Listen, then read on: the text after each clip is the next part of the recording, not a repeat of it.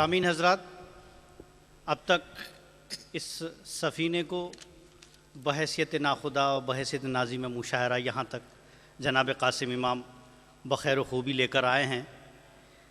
میر سے میرا تک اور ولی سے عہد حاضر تک شاعری صرف شاعری نہیں بلکہ آنسوؤں کی ایک لکیر ہے، اور یہ لکیر جہاں کہیں ہمیں واضح نظر آتی ہے یا کہیں ابھری ہوئی نظر آتی ہے تو ہمیں یہ محسوس ہوتا ہے کہ یہاں غزل کا پڑاؤ ہوا ہے، یہاں غزل نے کچھ دیر قیام کیا ہے، یہاں اردو لہجہ تھوڑی دیر کے لیے ٹھہر کر گیا ہے۔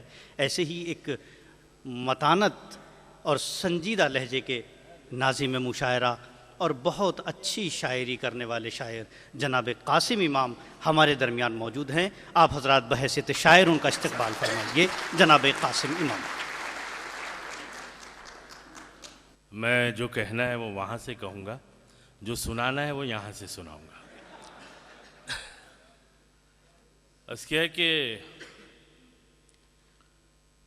شام خوشبو موسم گل، یہ عظیم عباس صاحب ہیں، میری دعا ہے کہ ان کا نام عظیم عباس عظیم ہو جائے۔ یہ دعا آپ سب کریں، زوردار تالیوں سے ان کا استقبال کریں۔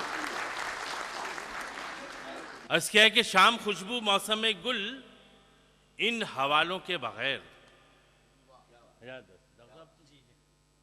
کہ شام خوشبو موسم گل، ان حوالوں کے بغیر تم سے دل کی بات کہنی ہے مثالوں کے بغیر۔ کہ شام خوشبو موسم گل، ان حوالوں کے بغیر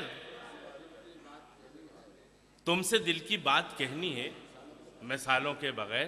صاحب ایک چھوٹی سی بات اور کہنا چاہتا ہوں، عادتیں بڑی بگڑ گئی ہیں، سدھرنے میں وقت لگے گا تھوڑا، کہ میں آج کل نظامت سے اس لیے بچنے لگا ہوں کہ کہیں سے میرے دل میں یہ خیال سما گیا ہے کہ جب میں ناظم مشاعرہ کی حیثیت سے کسی مشاعرے میں کامیاب ہوتا ہوں تو غزل سنانے آتا ہوں تو تھوڑا سا ڈل ہو جاتا ہوں۔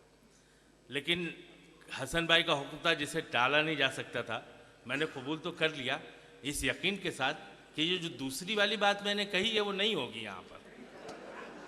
عرض کیا کہ شام خوشبو موسم گل، ان حوالوں کے بغیر تم سے دل کی بات کہنی ہے مثالوں کے بغیر۔ اور شعر دیکھیں کہ پتھروں کی آنکھ میں آنسو کہاں سے آ گئے، کہ پتھروں کی آنکھ میں آنسو کہاں سے آ گئے، بن نہیں سکتی کوئی مورت خیالوں کے بغیر۔ کہ پتھروں کی آنکھ میں آنسو کہاں سے آ گئے، کہ پتھروں کی آنکھ میں آنسو کہاں سے آ گئے، بن نہیں سکتی کوئی مورت خیالوں کے بغیر۔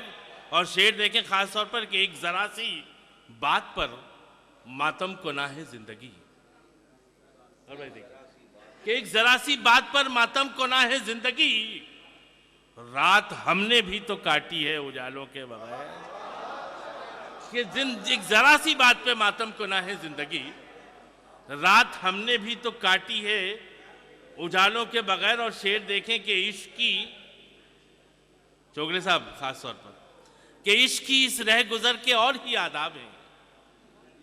عشق کی، نواز بھائی آپ کے ساتھ میں، کہ عشق کی اس رہ گزر کے اور ہی آداب ہیں، دو قدم چل کر کوئی دکھلائے چھالوں کے بغیر۔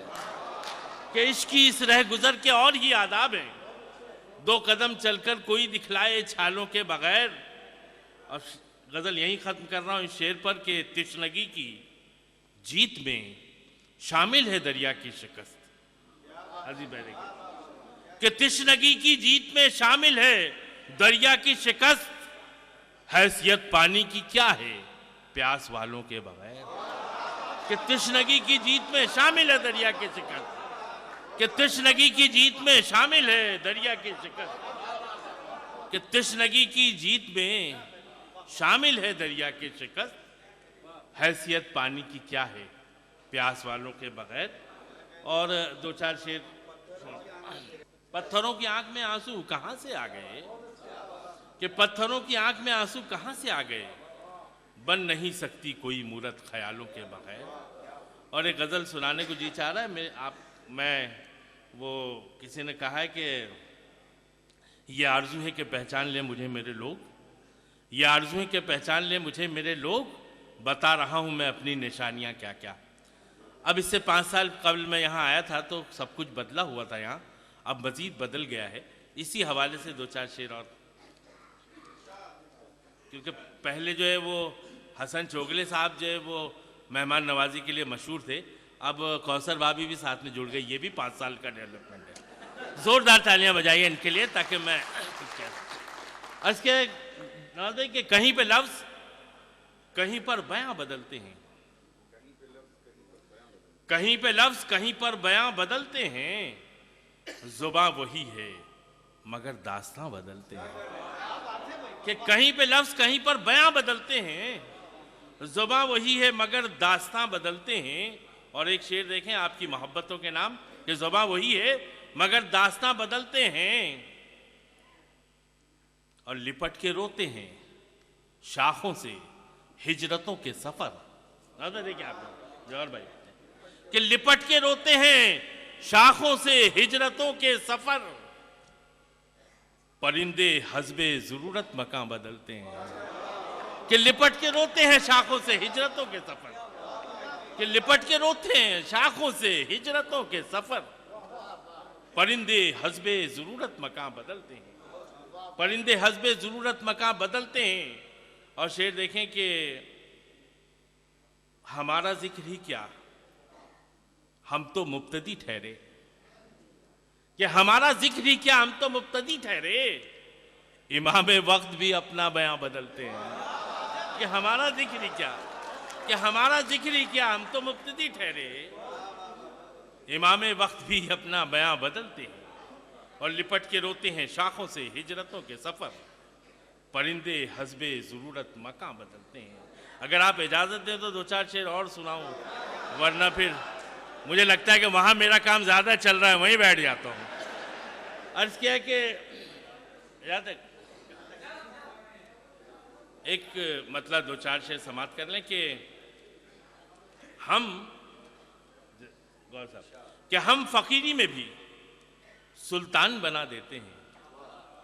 شعر دیکھیں کہ ہم فقیری میں بھی سلطان بنا دیتے ہیں، زندگی آ تجھے آسان بنا دیتے ہیں. کہ ہم فقیری میں بھی سلطان بنا دیتے ہیں، زندگی آ تجھے آسان بنا دیتے ہیں. اور ایک شعر دیکھیں چوگلے صاحب کے لیے اور ان کی نظر ہے کہ زندگی آ تجھے آسان بنا دیتے ہیں، ہم فقیری میں بھی سلطان بنا دیتے ہیں، اور لوگ ہی بنتے ہیں شہروں کے تعارف کا سبب. کمال صاحب کاش کہ میں بھی ہر جمعرات کو یہاں رہتا تو آپ کی نشست سے کچھ سیکھ سکتا. زوردار تالیاں کمال صاحب کے لیے بجائیں آپ.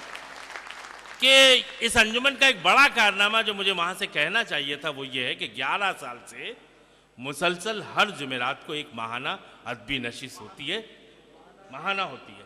ایک ادبی نشست کا اہتمام جمعرات کے دن ہوتا ہے، بھلے سے وہ کسی بھی تاریخ کو آئے. تو میں نے کہا کہ ذرا سا خیال رکھیے گا کوئی ایسی تاریخ ہو جس میں ہم لوگ بھی یہاں رہیں. ویسے مبارکباد کے مستحق ہیں ان کے اہل خانہ جو 11 سال تک شعراء کو برداشت کر رہے ہیں، یہ بھی ایک بڑی بات ہے. زوردار کہ عرض کیا ہے کہ ہم فقیری میں بھی سلطان بنا دیتے ہیں، زندگی آ تجھے آسان بنا دیتے ہیں، اور لوگ ہی بنتے ہیں شہروں کے تعارف کا سبب. دیکھیں کچھ کہا اور بھائی کہ لوگ ہی بنتے ہیں شہروں کے تعارف کا سبب، لوگ ہی شہر کو انجان بنا دیتے ہیں.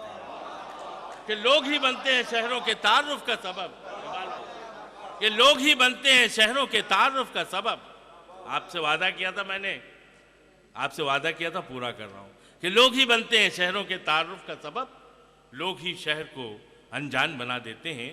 اور آخری شعر دیکھیں کہ عشق والوں کو ہے خوشبو سے محبت کتنی، کہ عشق والوں کو ہے خوشبو سے محبت کتنی، دل جلاتے ہیں تو لوبھان بنا دیتے ہیں. کہ عشق والوں کو ہے خوشبو سے محبت کتنی، کہ عشق والوں کو ہے خوشبو سے محبت کتنی، دل جلاتے ہیں تو لوبھان بنا دیتے ہیں. اور لوگ ہی بنتے ہیں شہروں سے تعارف کا سبب، لوگ ہی شہر کو انجان بنا دیتے ہیں.